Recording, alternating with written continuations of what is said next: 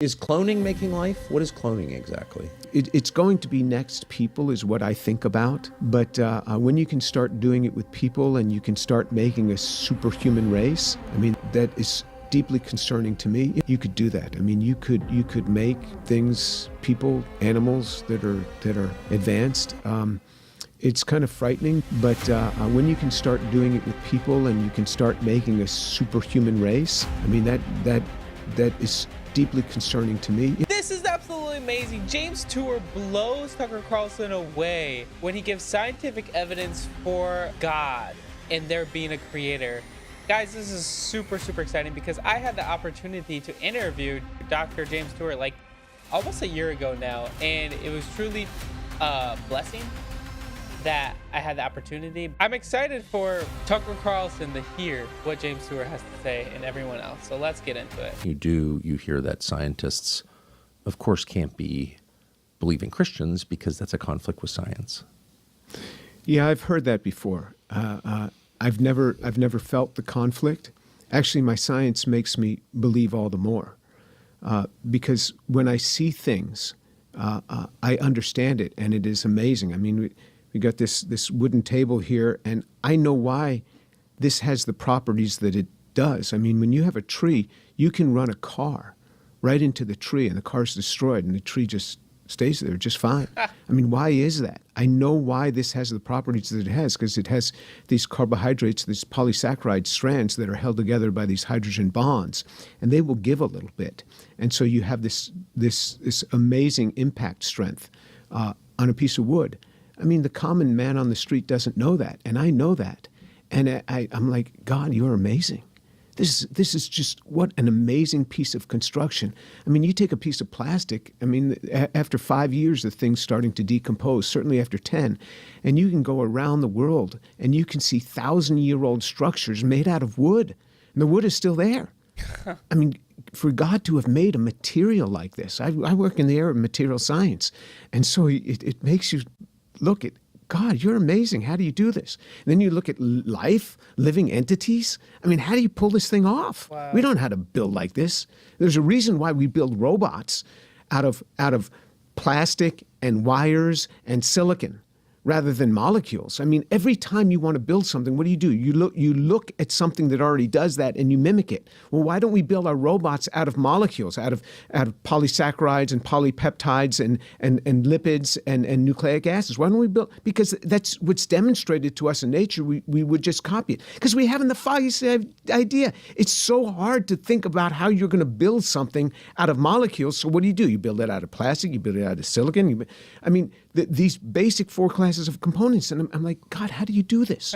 This is what, it gives me much more appreciation for God when I see this as a scientist who has this understanding that I have. Nobody. I mean, I look at a tree, I see a leaf, and I know why it's green, and I know why I know that there's a magnesium atom sitting in the middle of a porphyrin, and photons are funneled. Light is funneled into that magnesium atom. It hits that magnesium atom, it ejects an electron, and that starts the photosynthesis process. So it takes carbon dioxide, the things that we exhale, it uses the carbon to build the tree, and then it takes the oxygen and releases it for us to breathe. Nobody else knows it. And I look at a tree and I see that. I mean, I look at you, I know exactly what's happening with your eyes. I mean, there's these bacterial, these rhodopsin-type molecules that every time a photon of light hits your eye, this thing is changing its configuration. And then it has to relax back. And this is why you see the image of me. Every time you learn something about me, it's just an electronic interaction. And then this is going to protein synthesis. And then this protein synthesis, as you go to sleep tonight, it'll turn into hardwired interconnects. Wow, he is going off.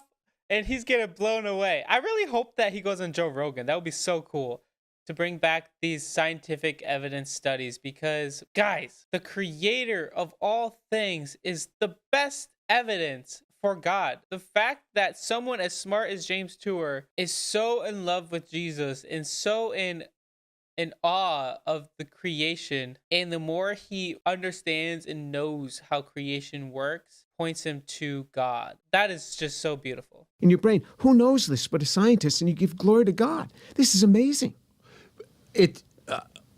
It's interesting, though, because I think many scientists would describe the properties of a tree as you just did and wind up worshiping the tree. Yeah, it's unfortunate that happens. I mean, it's like G.K. Chesterton said: when you stop believing in God, you don't stop believing in everything. You start believing in anything. I mean, so you think this tree is your God. I mean, it's it's really unfortunate. But I think scientists sometimes give an image on the outside that's not really what's on the inside. I've many times sat with them and I say, do you really understand life? Do you understand how this thing works? Do you understand what's going on here? Do you understand how these things came about? I've never had a scientist say to me, oh yeah, no problem. I understand this. We have a pretty good grasp on this thing. Never in private. Never in private. They'll never say that. I've had people say, Jim, look, I hear you. Don't quote me, but I'm with you on this thing. And so I think the vast majority of them agree with me, but they don't say it. So without even getting far, I mean, I want to get to the core question, which is what is life and how is it created? But before we get there, yeah, what you just said makes sense, of course. There's no evidence anyone really understands any of this, but why not just admit that?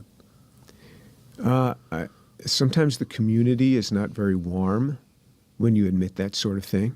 You get excluded from certain societies, from certain academies, when you start speaking like that, when you don't toe the party line. Scientists are just like everybody else. We want to allay our fears and be part of the crowd and be part of the group. And so we say things. But I thought that science required, well, honesty above all, an admission that, you don't know something, and then a declaration that you do if you think you do, et cetera, et cetera. But you always have to kind of come back to what you know. So why wouldn't you admit when you don't know? So you thought that? I did think that. I was told that in school. Yeah, so Sorry. I actually only learned during COVID that wasn't true, but I didn't know that. Yeah. Many people learned during COVID that wasn't true. And scientists have lost a lot of credibility, and rightly so. It needed to be lost because we're not very honest about many things. A lot of times we'll see things, and I think that we will keep preaching the same thing and underscoring it. And it's you have this ancestral sort of relationship in the sense of it's peer review. And if the paper you're reviewing seems to come against and discount some of the things that you have been saying your whole career, and it's very easy to nix that paper and just say, I don't think this paper should be published, and to give reasons why it shouldn't be published. So if Same thing with evolution. We've been seeing over and over that there should be a new theory out there that is being enforced to kids, being taught. But it's so wild that theories are being taught as truth. Like, why is that? To our kids, in our schools, in the public domain, everywhere. That is what is taught. And it's a theory. There's no evidence to back it up.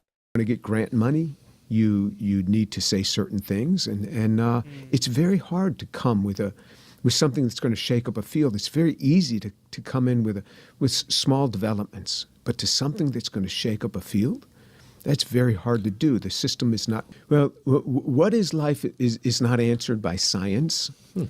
There are the characteristics of life. What is life is probably something much better explained in the Bible. You behold and you say, human life is this way. It's pretty corrupt, and it's fairly weak. It rebels against God. I mean, this is the what is life question. But the characteristics of life is that it's responsive to the environment.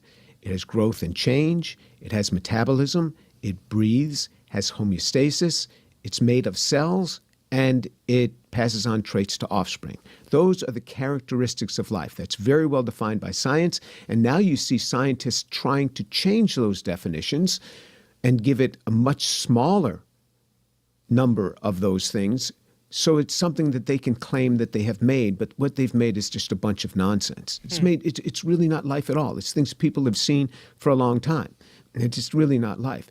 I mean, show me the homeostasis. Homeostasis is a constant internal state. So if you go outside on a freezing cold day, your body has to maintain its body temperature, and not just your body. Every cell in your body has to maintain a proper temperature, proper pH balance, proper proton interactions, has to still make ATP, still has to carry out all of these functions. That's homeostasis. All of these vast number of things that have to happen. You show me any one of your synthetic garbage that you say is a cell, and show me the homeostasis in this. It's not there. Show me the metabolism here. Show me that it breathes. Show me what it's doing with oxygen. Show me. It's not there. Wow. Yeah, that's true. And so many people say like, "Oh, we're so close to making life."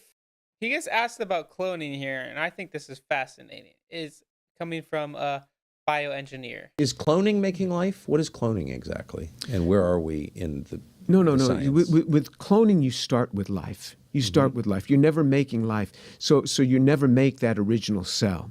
You take cells and you start duplicating them, or you take a cell and you can put in other genetic structure into that cell, and then that genome will start duplicating from there. So that you can start doing, and I think that's coming along. Certainly, they do it with pets. I mean, you just saw this. Tom Brady just had his dog cloned. I mean, he had a dog he really loved, and so he just got a dog cloned. I mean, there are these companies that will do it for you. Well, you know what's it's going to be next people is what I think about. You know, I'm really not that concerned about. He said it? It's gonna be next people? Oh my goodness. I did a whole thing on this. First they're cloning animals and bringing back like mammoths and dire wolves, but the next thing will be people. I'm curious to see what he has to say about this. But when you can start doing it with people and you can start making a superhuman race, I mean, that is deeply concerning to me. You know, it's interesting. You think about this. If you have you can have this fertilized egg, and it seems as if this is life. This egg is now fertilized, and God puts a spirit in this. Now, sometimes this egg will split into two, and now you have identical twins.